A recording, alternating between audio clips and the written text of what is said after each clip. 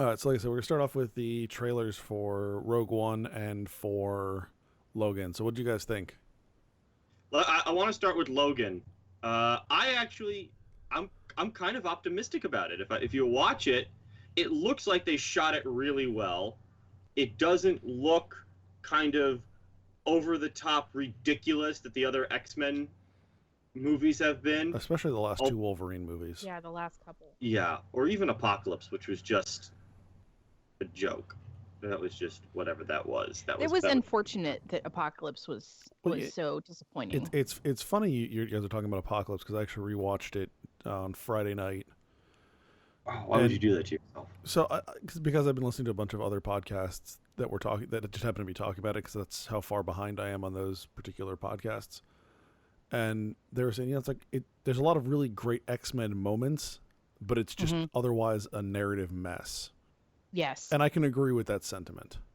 I rewatched it on a very long plane flight about 3 weeks ago now, and in my personal opinion, I think that it's worse on the rewatch than it was initially. That's generally how these movies play out. I don't know that like it was the same with Star Trek Beyond. If you watch Star Trek Beyond again, which I inflicted upon myself, it's like what this is awful. This is so difficult. I don't know that I would say it was worse on the rewatch. It didn't make any attempts to redeem itself on the rewatch though. Yeah. Wait, what does that mean? I mean, like sometimes you want to go watch a movie and go, man, that really sucked, and you go back and watch it, you're like, that didn't suck as hard as I remember it. And this one is like, like, oh, that was rough, and then this time I watch it, it's like, no, it's still, yeah. My opinion didn't change.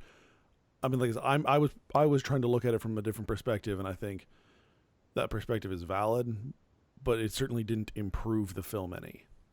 I had completely forgotten that Maura McTaggart made an appearance in that movie.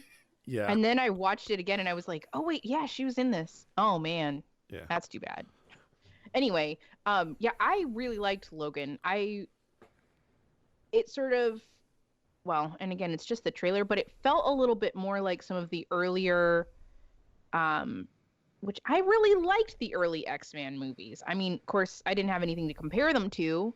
They probably don't hold up. I haven't watched any of them in a long time. Well, no one really did. Yeah, I when they first came out, that was my introduction to comic book characters. So I thought they were freaking awesome. And this kind of gave me some of the same little chills that those did back in the day. So I'm going to be honest, I absolutely love Patrick Stewart and everybody loves Patrick Stewart and Hugh Jackman in these roles, and I do. I look at them and I'm like, these are the real guys. Like I really like the casting in First Class, except for Beast. But nobody's going to be as awesome as Kelsey Grammer. So I look at these and I'm like, these are the real X-Men. And maybe for someone who's a little younger than me, that's not the case. But I liked it. I really like it. See, here's the thing. Looking at this trailer, and I'm watching it as we're talking about it, so I can keep it sharp in my head. So I'm at like the 52-minute mark. It doesn't look like an X-Men movie. It doesn't look like a superhero movie. This is, by all appearances, at least from this first trailer, it is super, super stripped down. For instance, if you didn't see like the guy's robot arm or the blades coming out of Wolverine's arms or hands, you would have thought this was a movie like Hell or High Water or Sicario.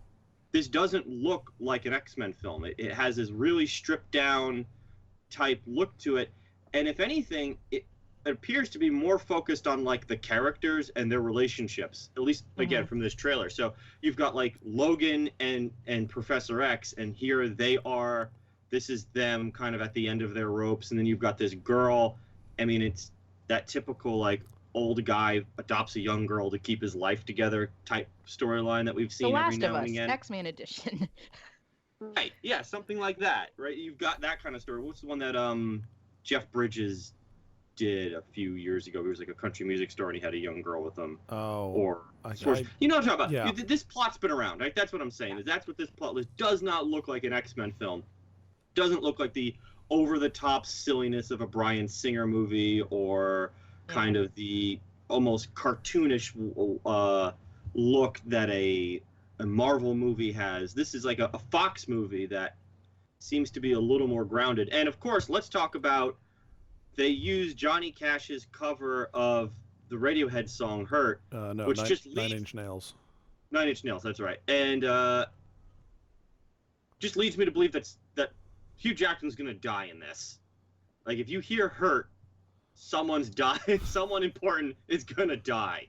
Right? Well, That's just that song is like the kiss of death for any character in the is movie. Xavier not dying in this one? I thought that he was. He could be dying in it too. He At appears least to that have was the impression. Alzheimer's. Yeah.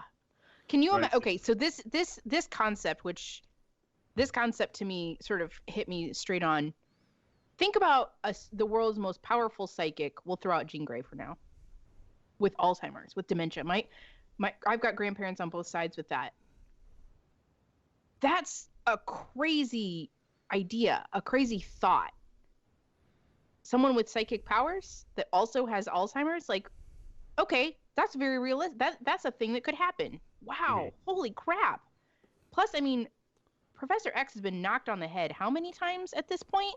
Well, they all have. You know, but that's my point. Like, they're all at high risk for dementia, all those issues that we're seeing with football players and stuff in the real world.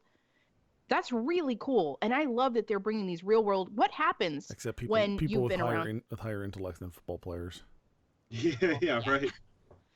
What happens when you have a 200-year-old man whose powers of resuscitation are starting to slow down because he's aging, maybe at a slower rate than the rest of us? What happens? Like, that's a cool concept. I like that idea. I'm glad we're finally getting around to it. Well, so this looks like it's loosely based on the Old Man Logan plot line, which is not one that I was ever super thrilled with.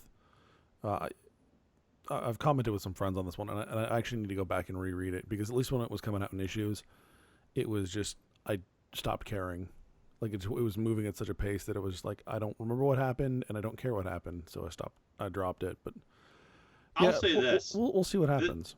This might assuage your feelings about that. It may just be based on the look of Old Man Logan, but this story sounds very, very different, partially because Fox doesn't have the rights to a lot of the Old Man Logan characters that appear in that story.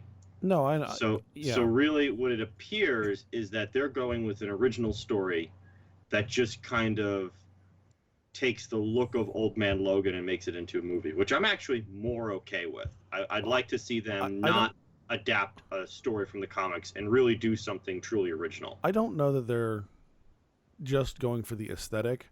I think that there's going to be a lot of character replacements, and some of what mentioned. I mean, what makes me think, like you said, there's the character who's got the robotic arm. Mm-hmm. Right. There's a character in Old Man Logan with a robotic arm. It's Hawkeye in Old Man Logan. Right, and they obviously can't do Hawkeye. Right. I mean, there's a guy who I was in preparation for this. Mr. Sunday Movies on YouTube kind of goes through the goes through it, and he kind of explains what they might be doing here. That it's probably in all likelihood an amalgamation of a bunch of stories. And again, I think I'm pretty good with that one. I'd like to see just a little bit more of an original story where, writers really take this in a different direction. So I'm cautiously optimistic about this one. Yeah.